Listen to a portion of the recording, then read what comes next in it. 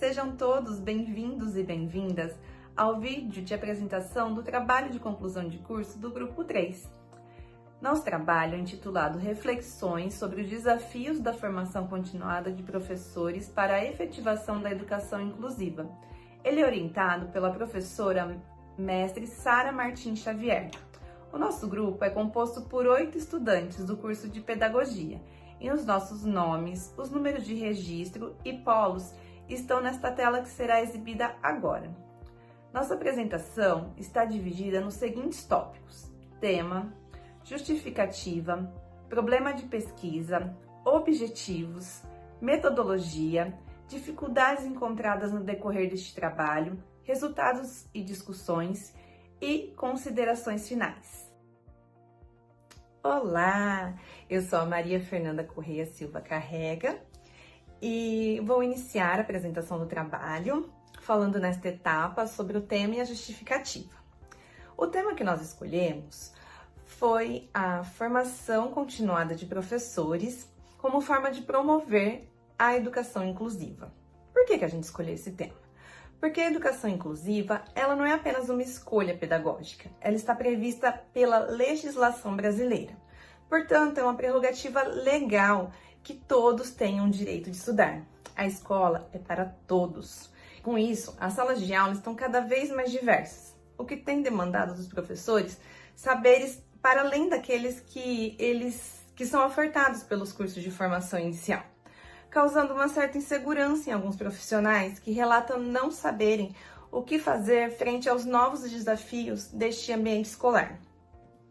Assim, é importante para o professor ter acesso a formações que possibilitem esse profissional ser capaz de recriar seu fazer pedagógico, visando atender as particularidades de cada aluno a partir de uma reflexão crítica sobre a sua própria prática, pois o professor é a peça-chave para que a transformação do ensino ocorra, possibilitando assim uma inclusão.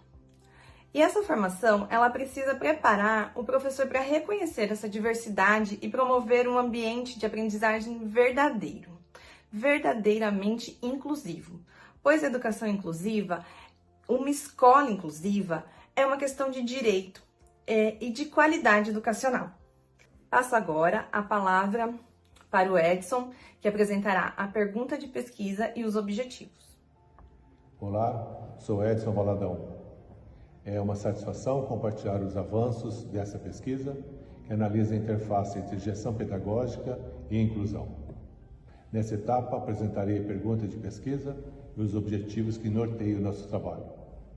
Nosso trabalho é guiado pela seguinte indagação: quais são os principais desafios enfrentados pelos professores das escolas brasileiras na implementação de práticas inclusivas, considerando as políticas atuais de formação continuada? Embora o Brasil tenha leis sólidas, os professores precisam de formação prática para a complexidade da inclusão. Essa brecha na transposição didática cria barreiras no cotidiano escolar que prejudicam diretamente o aprendizado dos alunos.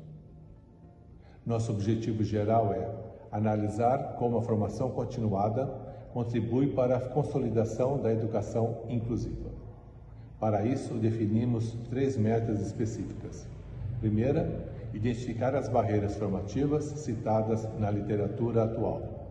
Segunda, analisar o impacto de marcos como a Lei Brasileira de Inclusão e a Política Nacional de Educação Especial na perspectiva da educação inclusiva, na organização do trabalho pedagógico.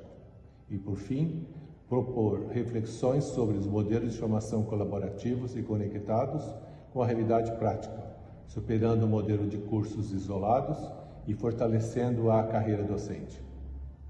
Passo agora a palavra para a Meire, que vai detalhar a metodologia utilizada no projeto. Obrigado.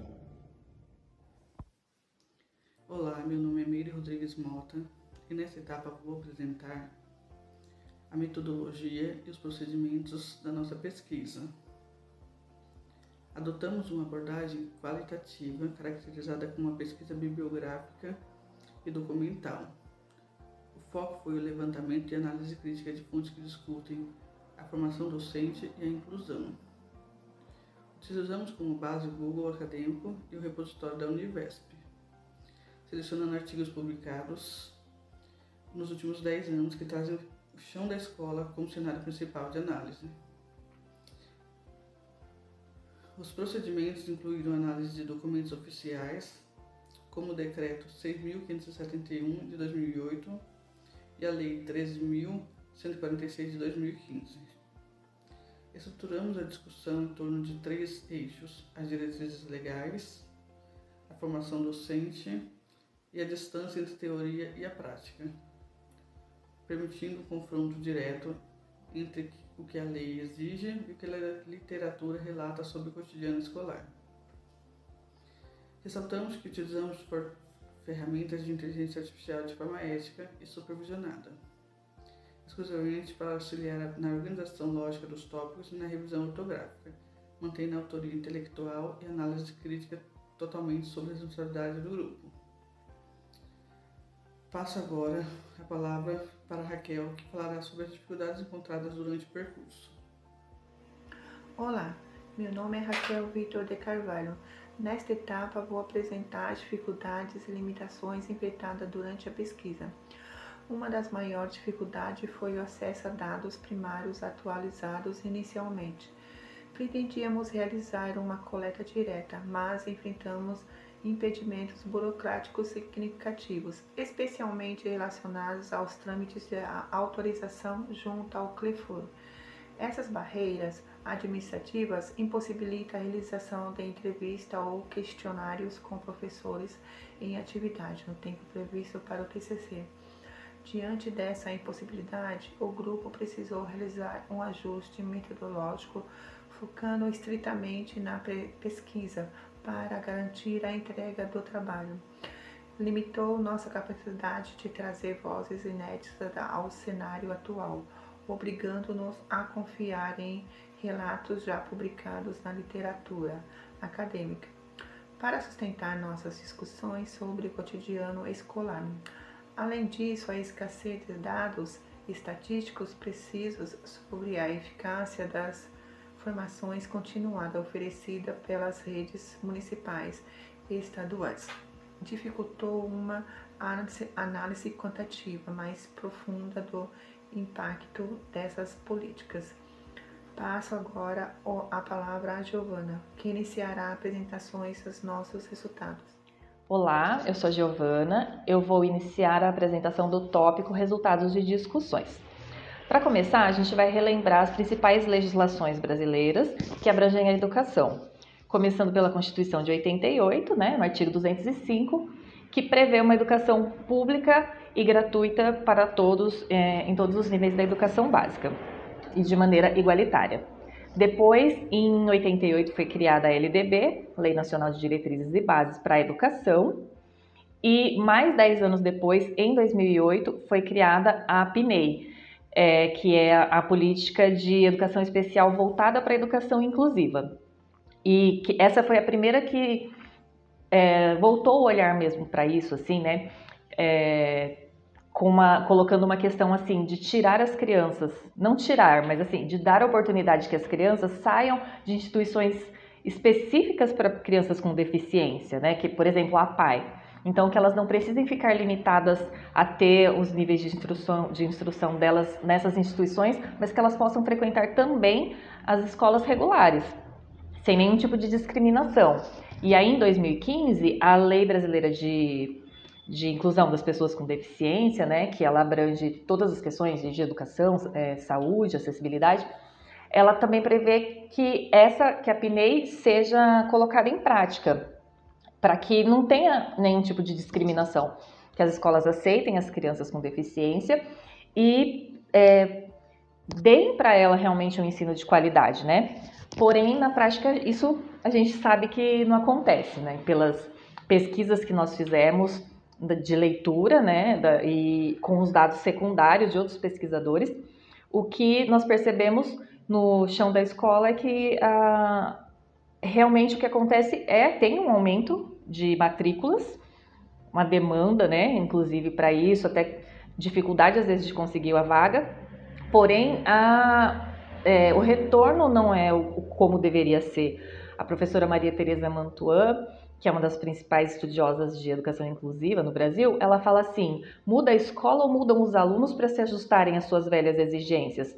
É um ensino especializado para todas as crianças ou ensino especial para algumas?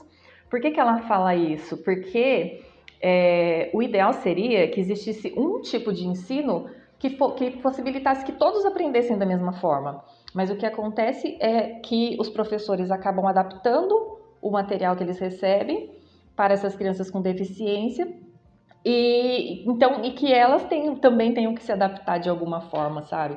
A isso, assim, ao que tem a possibilidade que ela tem ali, que não é como deveria ser, né? Então essa é uma das principais lacunas que nós observamos.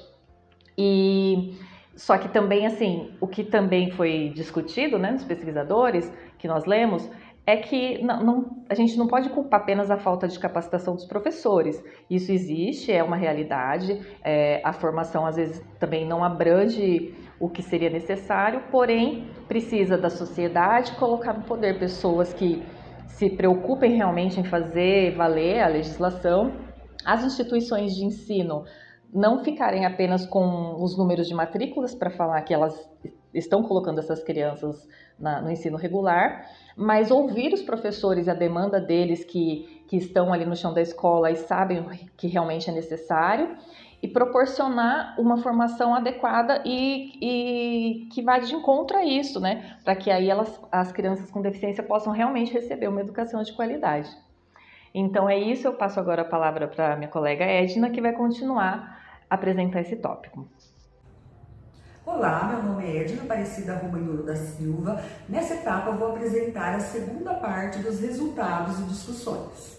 Os resultados desta pesquisa demonstram que a educação inclusiva no Brasil passou por importantes avanços legislativos nas últimas décadas, principalmente após a Declaração de Salamanca de 1994, que consolidou o princípio de que todos os estudantes devem aprender juntos no ensino regular. A partir disso, o Brasil desenvolveu legislações como a LDB, o Plano Nacional de Educação e a Lei Brasileira de Inclusão, fortalecendo o direito à educação inclusiva. Os documentos analisados se complementam ao mostrar que a legislação brasileira reconhece a inclusão como um direito e prevê medidas importantes como a acessibilidade, formação docente e atendimento educacional especializado. Além disso, os dados recentes apontam um crescimento no número de estudantes com deficiência matriculados em classes comuns. Entretanto, os resultados também evidenciam um distanciamento entre a teoria e a prática. Muitos desafios ainda permanecem, como a falta de infraestrutura adequada, escassez de recursos pedagógicos e insuficiência na formação continuada dos professores. Desta forma, muitos docentes ainda se sentem despreparados para atender a diversidade presentes nas salas de aula.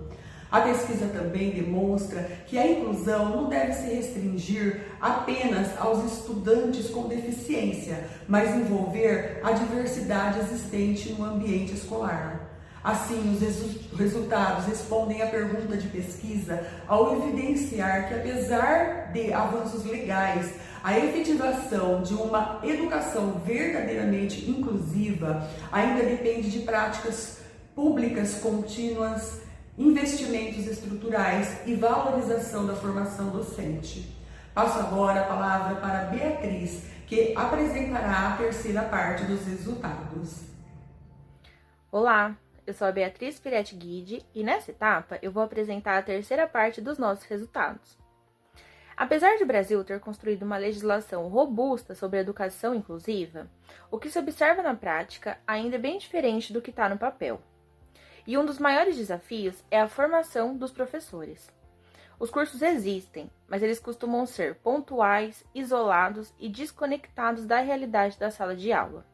Em vez de transformar a forma como o professor enxerga a diversidade, eles focam apenas em técnicas para lidar com alunos com deficiência. E o resultado disso é um professor que se sente despreparado e sem autonomia, muitas vezes tendo que criar suas próprias estratégias na base da tentativa e do erro. Ao confrontar o que a legislação propõe e o que a literatura aponta na prática, fica evidente esse descompasso. Enquanto a lei propõe um paradigma de inclusão total, a realidade ainda mostra traços de integração segregada. Na formação, a proposta é de continuidade e de reflexão, mas a prática entrega cursos rápidos e descontextualizados. A postura docente esperada é de mediação, mas a falta de suporte leva a uma postura de resistência e insegurança. Outro ponto muito importante é que a inclusão no Brasil ainda é vista de forma restrita, quase sempre associada apenas à educação especial. Mas o conceito vai muito além disso. Ele abrange diferenças sociais, étnicas, de gênero e qualquer singularidade que o estudante traga. Enquanto isso não for compreendido de forma mais ampla, a inclusão acontecerá sendo apenas na matrícula, gerando exclusão dentro da própria sala de aula. Concluímos, então, que a inclusão efetiva só ocorrerá quando houver um investimento real em infraestrutura e em tempos de planejamento colaborativo entre os docentes, permitindo que as diretrizes das leis finalmente alcancem o cotidiano dos alunos. Passo agora a palavra para a Érica, que vai apresentar as considerações finais do nosso trabalho. Olá, meu nome é Érica Regina Crepaldi Moura dos Santos e nesta etapa vou apresentar as considerações finais do nosso trabalho de conclusão de curso. Ao longo desta pesquisa, buscamos refletir sobre os desafios da formação continuada de professores para a efetivação da educação inclusiva nas escolas públicas brasileiras. Os estudos analisados permitiram compreender que a inclusão não se limita ao acesso do estudante com deficiência à escola regular, mas envolve também sua permanência, participação e aprendizagem em condições equitativas. Os resultados demonstraram que o Brasil possui importantes legislações e políticas públicas voltadas à educação inclusiva. No entanto, ainda existe um distanciamento significativo entre os avanços legais e a realidade vivenciada no cotidiano escolar. A literatura consultada evidenciou desafios relacionados à formação docente e à falta de recursos pedagógicos, às condições de trabalho e ao suporte institucional oferecido aos professores. Nesse contexto, verificamos que a formação continuada ocupa um papel fundamental para a construção de práticas pedagógicas mais inclusivas. Entretanto, muitas das formações ofertadas ainda ocorrem de forma pontual e desarticulada das necessidades reais encontradas nas escolas. Dessa forma, torna-se necessário investir em processos formativos contínuos, colaborativos e vinculados a práticas docentes. Concluímos também que a efetivação da educação inclusiva depende da articulação entre diferentes dimensões: as políticas públicas, legislações educacionais, gestão escolar, formação continuada, além das práticas pedagógicas desenvolvidas em sala de aula. Quando uma dessas dimensões apresenta fragilidades, todo o processo inclusivo é comprometido. Por fim, entendemos que a construção de uma escola verdadeiramente inclusiva exige o compromisso conjunto de sistema de ensino, das instituições escolares e dos profissionais da educação, garantindo não apenas o acesso dos estudantes, mas também sua participação, aprendizagem e desenvolvimento. Gostaríamos de agradecer à professora orientadora Sara Martins Xavier, aos colegas de grupo, aos nossos familiares e à Univesp pelo apoio durante esta trajetória acadêmica. É isso. Muito obrigada pela atenção.